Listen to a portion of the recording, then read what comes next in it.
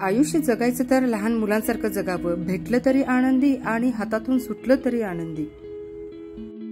आता हे का म्हटले तर आपण पुढे बघूच, आपण त्याबद्दल बोलूच। तर इथं मी पहिला रेसिपीकडे बघू। 1 कप इथं मैदा घेतलेला आहे, अंदाजे 120 ते 130 ग्रॅम पर्यंत जातं। पिठी साखर घेतलेला आहे, हाफ कप बेकिंग पावडर घेतलेला आहे, हाफ टीस्पून, आणि नंतर इथे घेतलेला आहे बेकिंग सोडा, इथं 1/4 टेबलस्पून आहे। नंतर इथे दही घ्यायचं आहे, दही 2 टेबलस्पून घ्यायचं आहे, मोठ्या चमच्याने घ्यायचं आहे की 2 टेबलस्पून आहे, टीस्पून नाहीये। आणि नंतर इथे जो मेन इन्ग्रेडियंट्स आहे तो म्हणजे आपल्याला milk powder. Same milk powder ही आपल्याला 2 टेबलस्पूनच घ्यायचं आहे इथेही, आणि छान असा मिक्स करायचा आहे। ऍक्च्युली ह्यामध्ये ते पीठ मला मळता येत नव्हतं, त्यामुळे मी दुसऱ्या एका प्लेटमध्ये घेतलेलं आहे आणि छान मिक्स करून मी नंतर आपण जसं चपातीचं पीठ मळतो वगैरे तशा पद्धतीनेच आपल्याला हा डो तयार करून घ्यायचा आहे।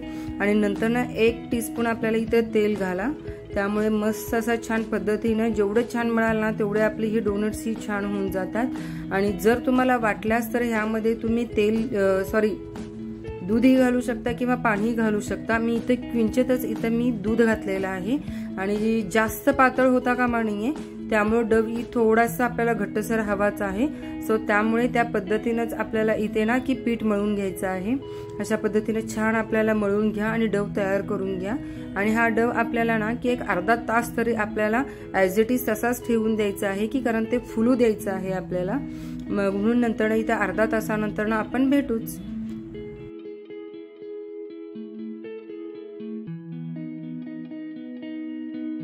अर्धा तासानंतर डव आपला हा असा तयार होतो।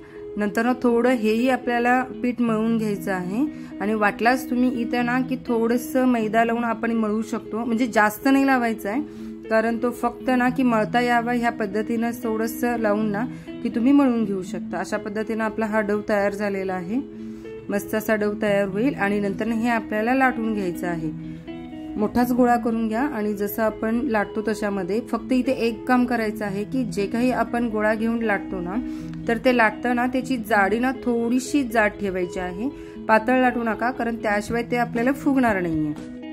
नेक्स्ट पार्ट मध्ये आपल्याला ना ज्वारीच्या पिठाचं आणि गव्हाच्या पिठाचंही डोनट करायचं आहे।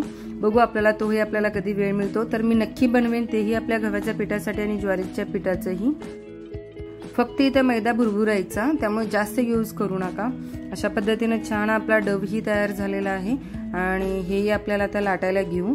आणि लाटताना त्याची जाडी ना की थोडीशी मोठी ठेवा, एकदम जास्त पातळही तुम्ही लाटू नका, त्यामुळे जेवढं तुम्ही जाड ठेवशील ना तेवढं छान आपला फुगलेला जातो, आणि हिची टेस्ट पण खरंच खूप छान येते। आणि मी इथं ओटीजी मध्ये थोडंसं बेक करत आहे, आणि थोडं मी तेलामध्ये फ्रायही करून घेणार आहे, त्यामुळे दोन्ही पद्धतीचं मला बघायचं होतं की बाबा आपली टेस्ट कोणती छान येते। पण आपल्या लहान मुलांना द्यायचं म्हटलं तर एवढ्या उन्हाळ्यात ना की बेक केलेलंच द्यावं असं माझी खूप इच्छा होती, म्हणून म्हटलं की बेकही थोडं करू आणि नंतर ना फ्रायही थोडं करू। तर मी इथं ना इकोचा आपल्याला हा पेपर घेतलेला आहे, तो त्यामुळे इथं वर आपल्याला काही तेल वगैरे लावायला लागणार नाहीये, त्यामुळं म्हणून म्हटलं की हे मस्तपैकी असं मी वाटीने कट केलेलं आहे, आणि मध्येच आपल्याला एक बॉटलचे टोपण होतं त्याच्याने मी मधला भाग हा कट केलेला आहे। जे काही घरातलं साहित्य आहे ना त्यामधलंच काहीतरी यूज करा तुम्ही। आणि साईज ही थोडी मोठी जास्त हवी अशी काहीच नाही आहे, माझी साईज खूप छोटी झाली, त्यामुळे हे म्हणू शकता आपण मिनी डोनट झालं।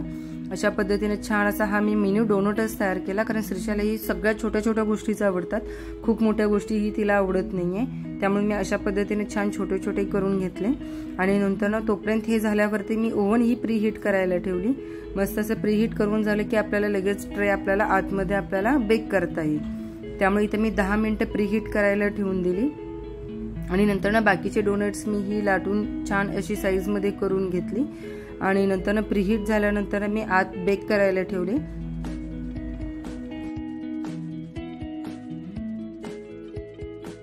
काही गोष्टी अशा असतात की आपण लहान मुलांच्याकडनंही शिकल्या गेलेल्या पाहिजेत। आता ह्या रोज भांडतात तरी आणि एकत्र येतात, आणि आपल्या मोठ्यांच्या मध्ये असं होतं की एकदा भांडलो की आपण त्यांच्याबरोबर बोलतही नाही किंवा बघतही नाही। त्यामुळे हे गोष्टी अशा आहेत ना की आपण खरंच लहान मुलांच्याकडनं शिकायला हवे, कारण काय होतं की बाबा तिथल्या तिथेच राग आपण विसरून जायचा, आणि नेक्स्ट डेला परत आपण एक मैत्रिणीच आहोत अशा पद्धतीनेच राहावं। हे खूप मोठी आणि खूप छान असं मला तरी विचार ह्या लहान मुलांचं पडतं।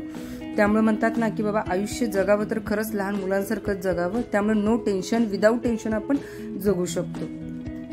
तोपर्यंत आपला ना की डोनट बेक इकडे होत आहे आणि थोडेसे डोनट मी फ्राय करून घेतले.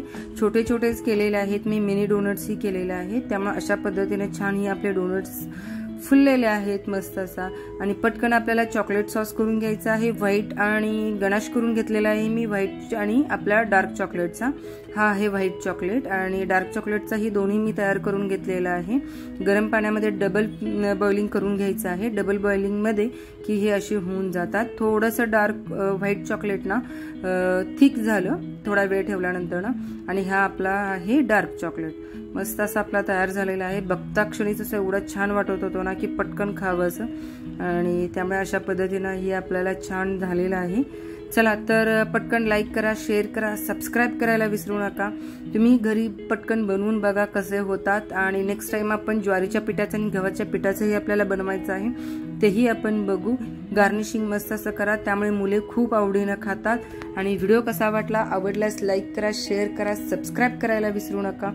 फक्त एक गोष्ट असं की थोडीशी साईज जाड ठेवा. माझं थोडंसं पातळ झालेलं होतं, पण थोडीशी जाड ठेवा, पटकन होऊन जातं आणि टेस्ट तर खरंच खतरनाकच होते.